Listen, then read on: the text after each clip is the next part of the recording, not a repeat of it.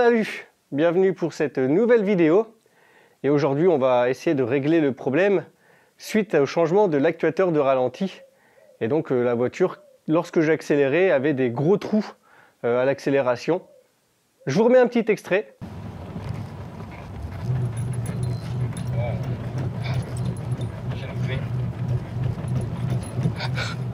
Je sais pas du tout.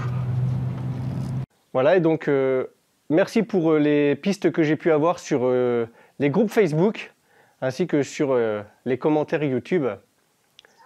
Donc là, je suis en compagnie de Jonath et on va s'atteler au souci, sachant que j'ai aussi ma petite hypothèse, puisque la dernière fois après l'essai, on a vérifié une prise électronique et donc je vais vous montrer ça tout de suite. Donc, au niveau de ce papillon, je ne sais pas si vous allez voir, juste dessous là, on a une sorte de platine électronique avec ce câble électrique. Et donc lorsque la voiture avait des problèmes de régulation, je suis venu la démonter donc comme ceci. Et là en fait la voiture reprenait son régime normal. Et on pouvait accélérer, il n'y avait plus du tout de problème. Donc j'avais l'impression que la voiture se mettait un petit peu en sécurité. Donc ce que l'on va faire, on va démonter tout le boîtier papillon. On va le nettoyer, je vais aussi prendre la référence de la platine électronique qui se situe juste en dessous. On remontera, on fera un petit test de la démarrer et on verra si le problème est résolu juste avec un simple nettoyage. Sinon, je commanderai la pièce électronique qu'il me faut. Allez, c'est parti, on procède au démontage.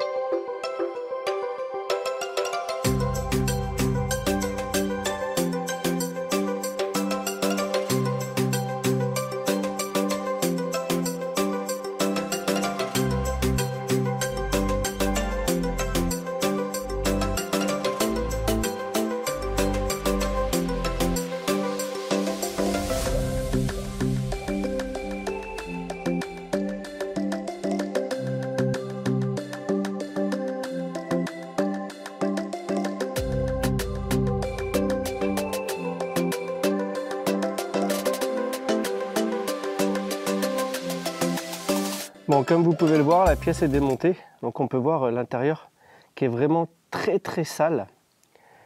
Et alors moi, selon mes hypothèses, ça serait ce boîtier-là qui sera endommagé. Donc la référence, elle est notée juste ici. Et comme ça, si jamais après nettoyage, le problème est toujours présent, eh bien je le changerai directement. Alors, je pense qu'il a déjà dû être changé puisque là, je vois une vis de petite couleur. Donc déjà, on va commencer par nettoyer tout ça et on se retrouve juste après pour le remontage. Eh bien, on se retrouve devant ma BMW E34. Donc j'ai nettoyé mon admission. Donc comme vous pouvez le voir, hein, le petit clapet est propre. J'ai le joint qui vient ici. Donc cette pièce vient ainsi, qui est tout neuf. J'ai également le joint qui vient se mettre autour ici, qui est tout neuf. Donc là, je les ai imbibés d'huile, ils sont en train de sécher. On va les remonter. Donc là, je vais commencer par remettre celui-ci. Allez, c'est parti. Voici le joint que je vais devoir monter. Hop, on va le mettre là. Voilà, comme ceci. On prend la petite pièce. Je viens également la poser dessus. J'ai mon assistant Jonath qui va me passer les petites vis que l'on va remettre juste là. Alors, je vais serrer les trois à la main. Et après, on va serrer avec le tournevis. Alors ça fait un sacré moment que je ne me suis pas occupé de la BM. Ça va faire facilement 2 mois qu'elle dort dehors. Alors c'est pas super. Je vais avoir beaucoup de petits frais à prévoir. Déjà en commençant par une purge du circuit de refroidissement. Parce que là, c'est de la gadoue. Alors ça va pas arranger les choses. Mais bon, ça sert à rien de serrer trop fort de toute façon. Voilà, ça devrait faire l'affaire. Ensuite, je vais commencer à remonter d'abord les durites. Donc là, maintenant, on va passer sur la seconde caméra pour que vous voyez un petit peu mieux. Alors, donc pour le boîtier papillon, donc déjà, on a cette durite qui vient sur ce côté-là, la petite ici qui vient par-dessous, comme ceci. Alors on va essayer de serrer en même temps, c'est pas facile du tout, donc il n'y a pas beaucoup de place, c'est un tournevis plat, ouais super. Si je le desserre, ça va pas le faire. Voilà, celle-ci c'est bon. Donc celle-ci, on va bien la pousser, on va mettre le collier vers le haut, voilà. Ensuite on a celle-ci qui vient normalement, voilà. Alors là c'est le collier qui est un petit peu trop serré qui me gêne. Hop, on va le desserrer un petit peu avant d'éventrer une durite avec le tournevis. Voilà, on va y aller comme ça. Allez, oh punaise. Donc maintenant on va resserrer le collier. Voilà, là ça bouge plus. Ceci qui vient au niveau, le câble d'accélérateur au niveau de l'admission, donc je vais le remonter, ce sera fait. Alors ça c'est pareil, c'est pas moi qui l'ai démonté, alors pour le remettre c'est un petit peu compliqué parce que ce n'est pas soi-même qui faisons les choses. Voilà, bon, rien de bien compliqué, c'est en place. Ensuite donc j'ai ces deux durites, une qui vient là et l'autre au-dessus. J'ai cette prise qui vient se mettre au niveau de mon petit clapet que j'ai changé, et donc maintenant je peux remettre l'admission en place. Donc là on devrait être bon. Ah, alors là j'ai passé la charrue devant les bœufs, j'aurais pas dû remonter la durite qui est juste ici, puisque maintenant elle va me gêner pour pouvoir mettre la vis qui vient juste là. Donc je vais commencer déjà par en mettre quelques-unes, ça va retenir le papillon en place. Alors les deux autres, elles sont où? Voilà, ici. Ah bah c'est pareil pour ça, j'aurais pas dû le remettre tout de suite.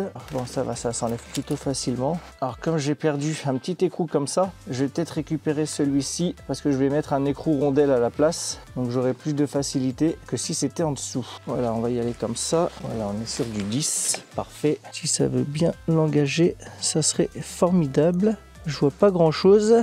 Ouais, c'est bon. Bon, en fait, grâce à ma belle petite rallonge, là, je vais peut-être pouvoir arriver à le remettre en bas, ici, sans défaire la petite durite que j'ai mis. Ouais, c'est top. Voilà, super. Ça y va super bien. Ok, donc ça c'est bon. Donc là, maintenant, vu que j'ai perdu l'autre, elle est tombée au niveau de la boîte de fusible.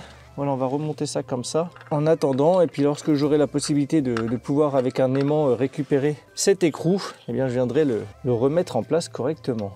La petite clé à cliquer qui va bien. Voilà, on va faire un petit serrage en croix très léger. Le dernier qui est là. Je pense qu'on n'est pas trop mal. Ouais, ça bouge pas. Donc ça c'est bon. Ensuite, là on a ici la durite basse et ici la durite haute. Ok, ça a l'air d'être bien ça. Donc maintenant on va resserrer ici. Alors peut-être que vous pourrez me corriger parce que c'est pas moi qui ai démonté, donc je ne sais pas. Mais la durite basse, donc au niveau de cette pièce, elle part dessous ici par là, et la durite haute elle arrive du nœud ici et elle arrive au dessus. Alors j'espère que c'est bien ça parce que là malheureusement comme c'est pas moi qui l'ai démonté, comme je disais, c'est très compliqué de remettre les choses en place. Alors en plus de ça, je sais pas si elle va démarrer puisqu'on avait oublié de débrancher la batterie. Donc on verra bien ce que ça va donner par la suite. Bon alors ici ça a l'air pas trop mal. Ouais c'est bon, ça a l'air de le serrer déjà. Sachant que c'est du liquide de refroidissement qui passe ici. Donc on va essayer de serrer ça bien pour pas qu'il y ait de fuite. Hop, voilà. Ensuite, j'ai ma petite pièce d'admission d'air maintenant à mettre en place. Je retire la petite vis qui est là. J'ai mis la patte à l'endroit. Je vais donc pouvoir la remettre en place. Elle vient ainsi. Alors on va resserrer ça, voilà, comme ceci, et j'ai cette prise là qui vient là. Là je dois avoir une dépression qui se fait, j'ai pas de durite qui traîne. En dessous tout a l'air d'être bien remonté, j'ai rien oublié. Ici je vais remettre en place donc l'accélérateur. Si j'y vois quelque chose, ce serait bien. Le câble est tendu, donc là on est pas mal. Pour terminer, eh bien j'ai cette durite là d'admission d'air. Donc, qui vient se mettre comme ceci, comme cela, et celui-ci, eh bien naturellement, il vient là. Et ben voilà, j'ai plus qu'à serrer, on n'aura plus qu'à tester. Alors c'est pareil, je pense que je vais essayer d'enlever du carburant parce qu'il a maintenant une bonne année et demie, donc ça peut peut-être jouer sur le fait qu'elle tourne pas très bien. Sachant qu'en plus de ça, c'était du 95, donc là je vais essayer de mettre directement 15 ou 20 litres de 98. Et j'espère que ça résoudra mon souci. Et après, il y aura une grosse bonne vidange moteur aussi, un gros entretien, parce que ça fait maintenant une bonne année et demie que la voiture n'a pas tourné. Bon, et bien maintenant tout est remonté. Je vais essayer de voir s'il y a de la batterie, puis mettre le contact. Voilà. Bon, aujourd'hui il fait beau, on a démarré la BM. Donc là le ralenti est plutôt stable, mais comme on m'avait donné la piste de la sonde lambda, elle est donc juste ici, je vais vous montrer. Donc le fil est juste là, et quand on débranche, eh bien ça ne change pas grand chose. Je crois que la prochaine étape, ça va être de changer ça et voir si les symptômes sont identiques. Donc voilà, vous pouvez voir que là elle est bien débranchée. Et le ralenti n'a pas changé, alors que là elle est à température. Essaye de la remettre pour voir. Mais voilà, ça change pas énormément, donc je pense qu'elle doit être encrassée. En même temps, disons que la voiture a un peu plus de 200 000 bornes, donc si ça n'a jamais été fait, je pense que c'est un peu de l'usure. Eh bien, j'espère que cette petite vidéo vous aura quand même plu. N'hésitez pas à mettre un petit pouce bleu, à vous abonner si ce n'est pas déjà fait, et puis bon, on se retrouve la prochaine fois pour le changement de la sonde lambda. Donc il va falloir que je la démonte et que je la commande directement sur internet. Ou j'irai voir peut-être le prix chez BMW. Allez, et ben moi je vous dis à dimanche prochain. Ciao, bye!